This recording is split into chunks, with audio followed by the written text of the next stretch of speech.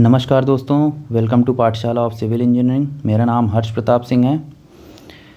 आपने थंबनेल में देख ही लिया। इस वीडियो में हम बात करेंगे कि जैसे हमारे पास लास्ट के 3 दिन बचे हुए हैं एसएससी जेई में। 9 तारीख से पेपर स्टार्ट है, 9, 10, 11 और डीडीए जेई में भी 18, 19 पेपर है। तो उसमें भी मतलब लगभग 10 दिन के आसपास बचे हुए हैं, तो 10-12 दिन। तो हम बात करेंगे, जैसे 10 दिन के पास बचे हुए हैं तो उसका अलग एक प्लान होगा, क्या क्या टॉपिक छूटा है उसका। तो मैंने जैसे लास्ट वीडियो बनाया था तो उसमें बताया था कि क्या कैसे आप कवर करो। अब ये 3 दिन जो होते हैं बहुत क्रिटिकल होते हैं। अगर इस 3 दिन में अपने माइंड को आप स्टेबल नहीं रख पाओगे ना तो बहुत दिक्कत हो जाएगी, फिर आपका पढ़ा हुआ सब इधर उधर हो जाएगा। तो टीचर्स बताते हैं, जैसे कि मतलब टीचर सही बताते हैं कि हाँ लास्ट के 3 दिन में आपको पढ़ाई करनी चाहिए। जैसे टीचर्स अलग अलग बताते हैं तो बच्चे थोड़ा कंफ्यूज होते हैं कि क्या करना चाहिए हमें। कुछ टीचर बताते हैं पढ़ना चाहिए, कुछ कहते हैं नहीं पढ़ना चाहिए, कुछ कहते हैं घूमना टहलना चाहिए। बट ये पर्सन टू पर्सन ये चीज़ चेंज होता है कि लास्ट 3 दिन में हमें करना क्या है। लास्ट 3 दिन में इस वीडियो में हम यही बात करेंगे कि लास्ट 3 दिन में हम क्या करेंगे। पहले मैं अपना इंट्रोडक्शन दे देता हूँ एक बार। मेरा नाम हर्ष प्रताप सिंह है और मैंने ये सारे एग्ज़ाम्स क्वालिफाई किए हैं। SSC JE 2022, CPWD, DDA JE 2022, SSC CGL का प्री किया था, फिर मेंस नहीं दिया, फिर sub engineer, UP triple S C PET और लेखपाल, इसका डीवी 8 तारीख को है मेरा। ठीक है, तो अब एसएससी जेई जैसे फॉर्म तो मैंने भी एसएससी जेई 2023 का भरा हुआ है। बट मेरा पेपर है पहले दिन, फर्स्ट डे फर्स्ट शिफ्ट। मेरा हमेशा मतलब लास्ट कितने मतलब जितने भी एग्ज़ाम दिए ना, फर्स्ट डे फर्स्ट शिफ्ट ही पढ़ रहा है, हमेशा पढ़ रहा है। और इसमें बहुत फ़ायदा मिलता है फर्स्ट डे फर्स्ट शिफ्ट में ना। फर्स्ट डे फर्स्ट शिफ्ट में बहुत फ़ायदा मिलता है। मतलब पेपर एक तो इजी मिलता है, दूसरा कितना भी इजी पेपर हो नंबर बढ़ते ही बढ़ते हैं अगर आप पढ़ने वाले बच्चे हो तो। ठीक है ना, तो ये बहुत फ़ायदेमंद होता है। लास्ट डे जाते जाते नंबर बढ़ने का वो थोड़ा कम हो जाता है। जैसे मेरे प्री में 135 मार्क्स रॉ थे, +10 हो गए थे वो नॉर्मलाइज होके 145 प्री में मार्क्स थे मेरे। ठीक है, तो और जैसे भी ऐसा नहीं है कि बाकी बच्चों को नहीं फ़ायदा होता है, जैसे फ़ायदा सबका होता है। कभी कोई पेपर टफ़ आ जाता है तो फिर उस हिसाब से रहता है, लेकिन फर्स्ट डे फर्स्ट शिफ्ट का सबसे ज़्यादा फ़ायदा रहता है जिनको मतलब उसमें घाटा भी है। ऐसा नहीं हर जगह मेरिट डिमेरिट अलग होता है। इनको बिल्कुल आइडिया नहीं होता है फर्स्ट डे फर्स्ट शिफ्ट वालों को कि इस बार का पेपर ईजी बनने वाला है, टफ़ बनने वाला है कि कैसा बनने वाला है। कुछ भी आइडिया नहीं होता कहाँ से क्वेश्चन उठने वाले हैं, कहाँ से आने वाले हैं। बायो ज़्यादा आएगा, फिज़िक्स ज़्यादा आएगा, केमिस्ट्री ज़्यादा आएगी और करंट अफेयर आएगा नहीं आएगा, ये सब चीज़ यहीं से डिसाइड होता है। इसमें आ जाता है तो बच्चे फिर उस हिसाब से थोड़ा सा 2-3 दिन में अपना कवर कर लेते हैं। ठीक है, तो आपके 3 दिन का प्लान कैसा होना चाहिए मैं उस पर बात कर लेता हूँ। पहले एसएससी जेई की बात करता हूँ, फिर मैं डीडीए जेई की भी बात करूँगा एक बार।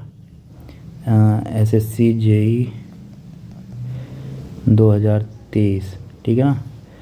तो इसका क्या होना चाहिए कि देखिए, आपको वो काम करना है जिसमें आपको मतलब टेंशन ना हो जिस चीज़ से। अगर आपको पढ़ाई ना करके, अगर आपको स्टडी ना करके अगर टेंशन नहीं हो रहा है तो आप स्टडी मत करिए। फिर आप वो चीज़ करिए जहाँ से आपको फ्री माइंड रहें आप। जैसे देखिए दो तरह के स्टूडेंट हैं अभी, एक तो पढ़ने वाले और एक तो ना पढ़ने वाले। ठीक है, जो पढ़ने वाले हैं जो नहीं पढ़ने वाले हैं। जो पढ़ने वाले हैं उनके लिए बात कर रहा हूँ मैं। ये जो पढ़ने वाले हैं उनको देखो, उनको क्या है कि वो पढ़ेंगे, स्टडी अगर करेंगे तो उन्हें टेंशन होगी। कुछ बच्चे होंगे जिनको टेंशन होगी, पर कुछ बच्चे होंगे जिनको टेंशन नहीं होगी, जिनको रहेंगे हाँ पढ़ते रहें थोड़ा थोड़ा ताकि टेंशन ना हो।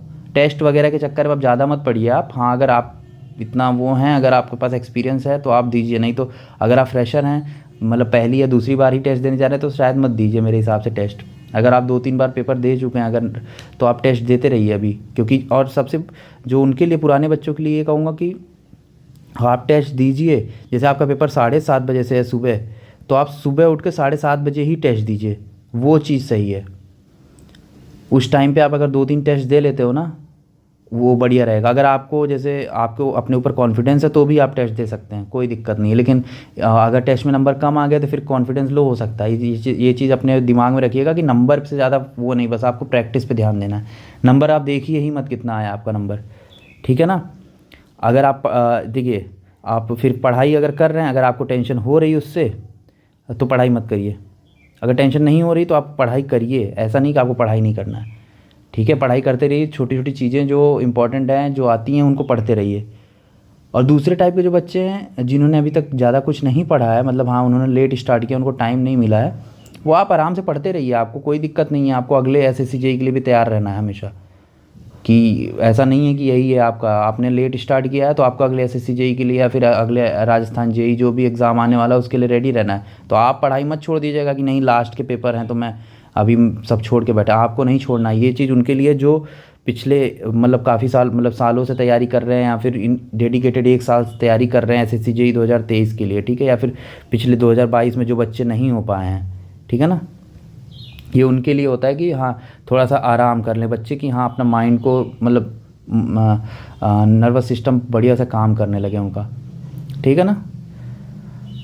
और अगर आपको क्या बोलते हैं कि बिल्कुल नहीं पढ़ाई करना है, घूमना है, टहलना है, आप पढ़ने वाले बच्चे हैं, तो ये भी बहुत अच्छी बात है, आप ये भी कर सकते हैं कि आप आराम से 3 दिन 2 दिन घूमिए टहलिए। लेकिन एक बार रिवाइज माइंड मैप या शॉर्ट नोट्स आप ध्यान में रखिए। माइंड मैप के बारे में बताया ही है मैंने, माइंड मैप के बारे में जानते ही होंगे, जो पुराने शुरू से मुझे जान रहे हैं उन्होंने माइंड मैप और शॉर्ट नोट्स,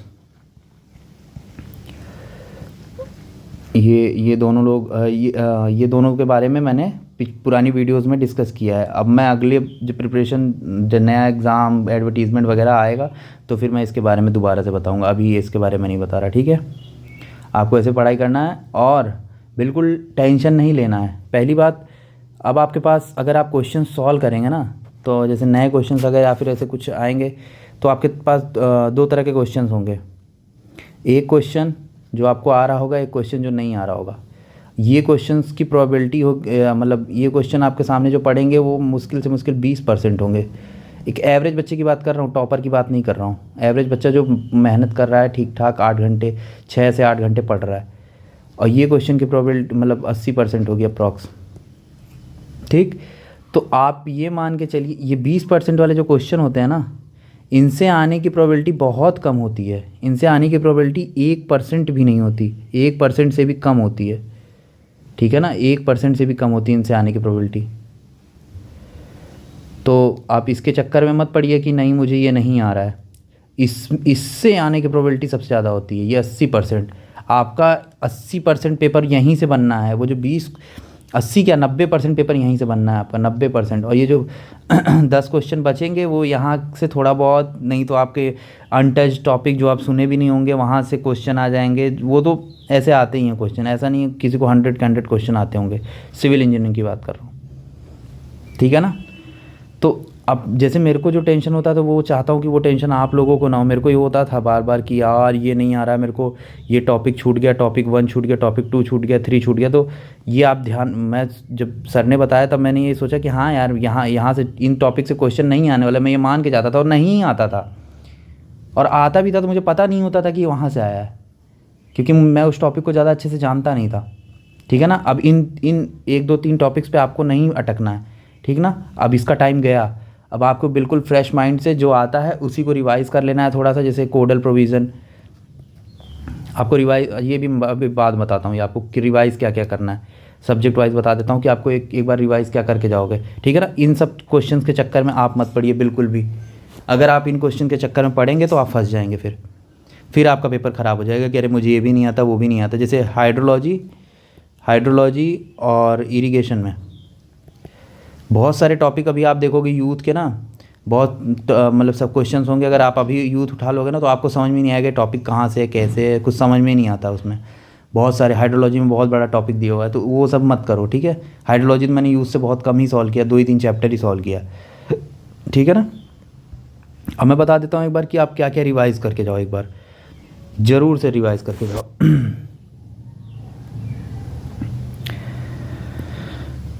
रिवाइज़ आपको ये कलर दिखेगा,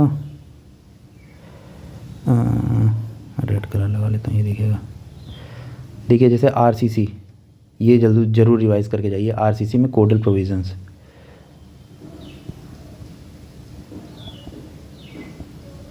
ठीक है ना, ये ज़रूर रिवाइज़ करके जाइए आरसीसी की कोडल प्रोविज़न। बीएमसी में जो कॉन्स्टिट्यूएंट्स होते हैं वो पढ़ के जाइए, ठीक।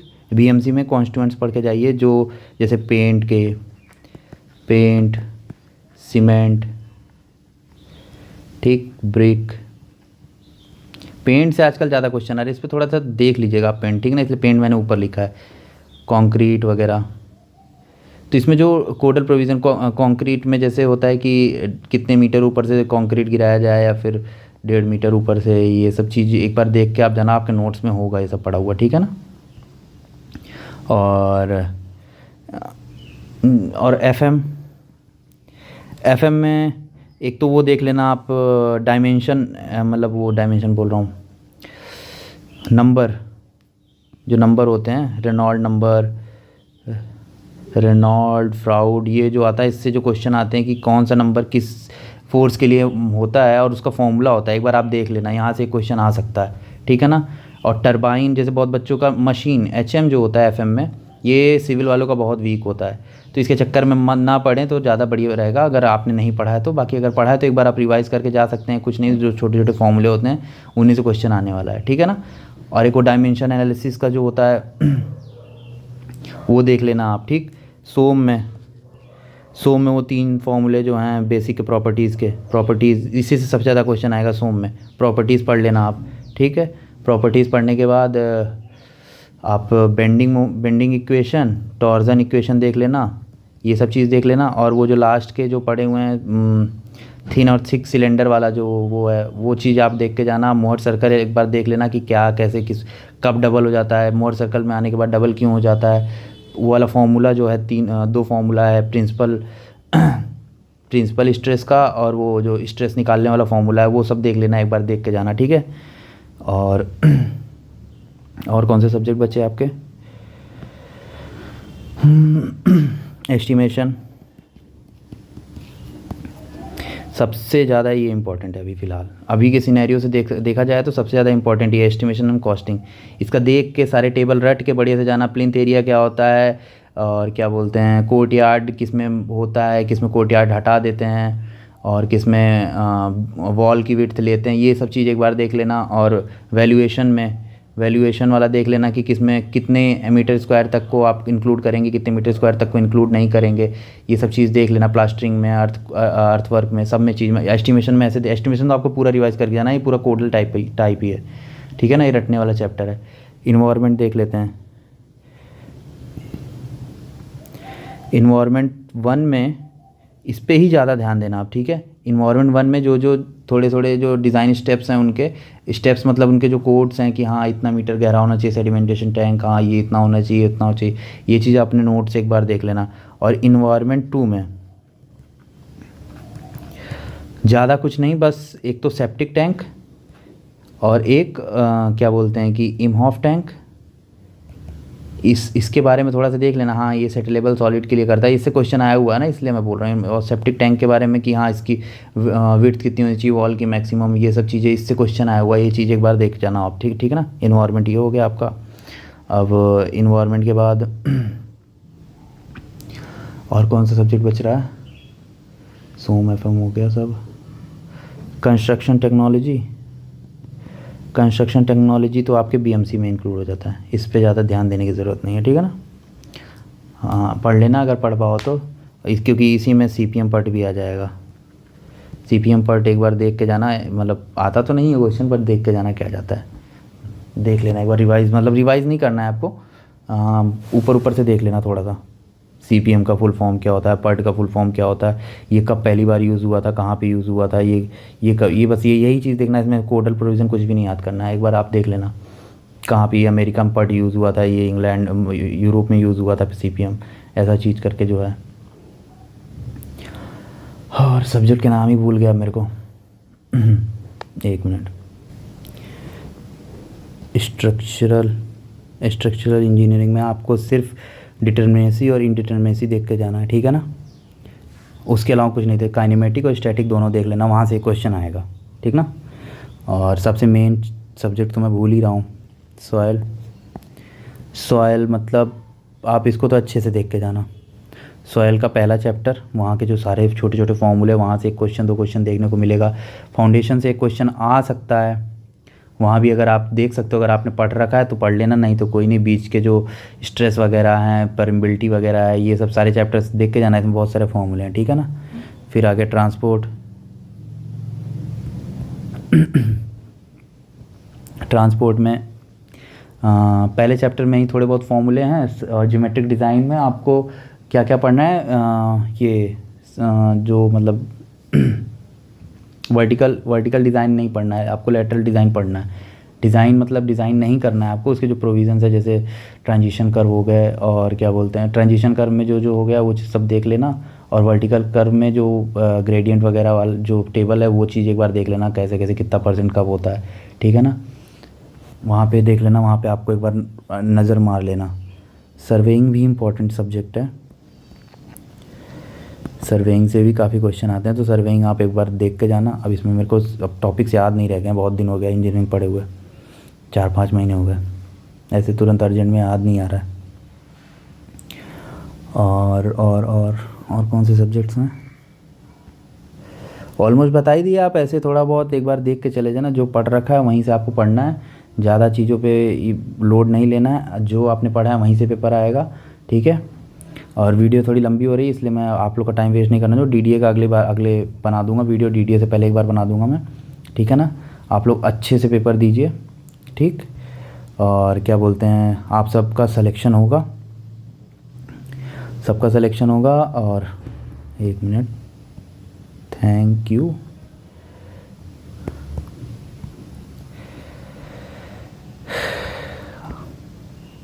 एंड बेस्ट ऑफ लक, ठीक है।